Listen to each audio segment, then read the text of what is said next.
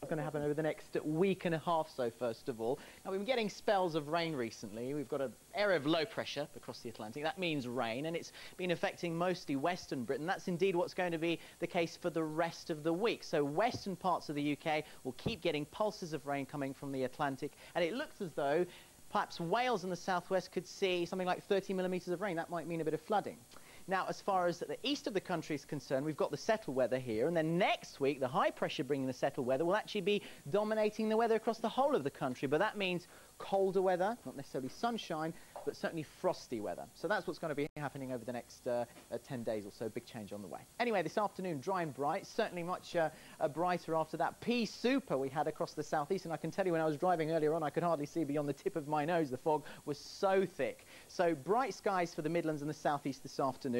As far as the southwest of the country is concerned, a different story here. Clearly it's cloudy, it's raining. Initially the rain isn't too heavy. In fact, it's already been quite damp across this part of the world, but I think this is what we're going to be keeping for the rest of the afternoon. Cloudy skies with a bit of dampness from time to time. Now, if you're stepping outside of your front door in Northern Ireland this afternoon, it should be mostly dry with a bit of brightness.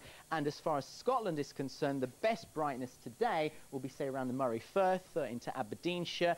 Coming a little bit further southwards into the central lowlands and the southern uplands, a little bit more cloud. And then across the border, we hop into England, the best of the sunshine to the east of the Pennines. Now, let's talk about all that low pressure in the rain we have in the Atlantic. Well, the first belt of rain comes in during tonight. It gets quite heavy, in fact, across the southwest and Wales. And within about a day or so, as I mentioned earlier on, we could see something like an inch of rain or more. Now, but because we have that high pressure here, that settled condition towards the east of us, this band of rain will be only very, very slowly moving eastwards. And as it does so, it comes to a halt across the southeast of England. It fizzles away as well. So we're talking about damp and cloudy in the southeast tomorrow. The rest of the country, brighter and fresher conditions.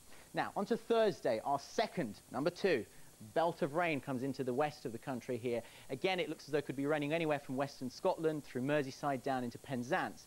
And then on Friday, not just rain, but also gale force winds sweeping across the west of the UK. So a rotten old end to the week for the west. However, further eastwards, you will have noticed it'll be dry in places like Norwich and Newcastle. At least that's the current thinking. So